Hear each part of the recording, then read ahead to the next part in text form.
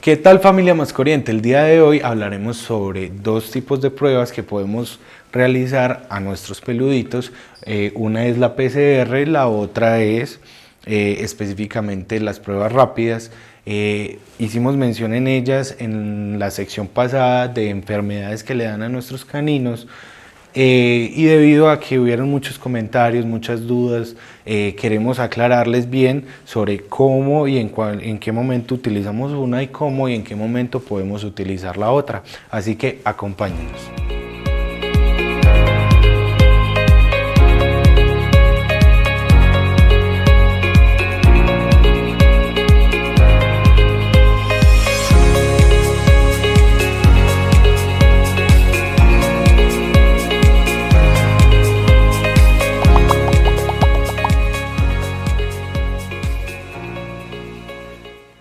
Lo primero, familia, es que deben de tener muy presente que las muestras para PCR se deben de tomar directamente en la clínica o bien en casa, pero que sea la clínica veterinaria la que tome la muestra y lo envíe directamente al laboratorio para que sean procesadas. Estas muestras pueden ser tipo como sangre, moco, tejidos o algún tipo de secreción. Importante tener presente que el PCR básicamente lo que vas a identificar el ADN o el ARN del patógeno como tal, sea de la bacteria o del virus, y nos va a arrojar los resultados diciéndonos qué cantidad de patógenos se encuentran en la muestra analizada. También debemos de tener presente que el PCR específicamente nos da una confiabilidad del 99%. Por lo que si se envían este tipo de muestras es muy difícil de que nos llegue a dar un falso negativo o un falso positivo.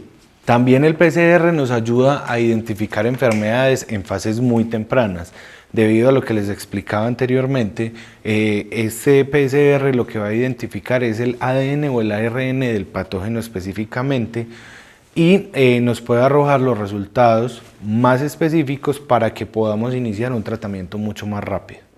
También el PCR nos ayuda a identificar cambios morfológicos en la estructura del tejido celularmente para identificar directamente los patógenos. Esto nos ayuda a que así no salga positivo para el patógeno como tal, podemos establecer un tratamiento debido a las variaciones morfológicas del tejido. Una desventaja que tiene el PCR específicamente es la demora en los resultados.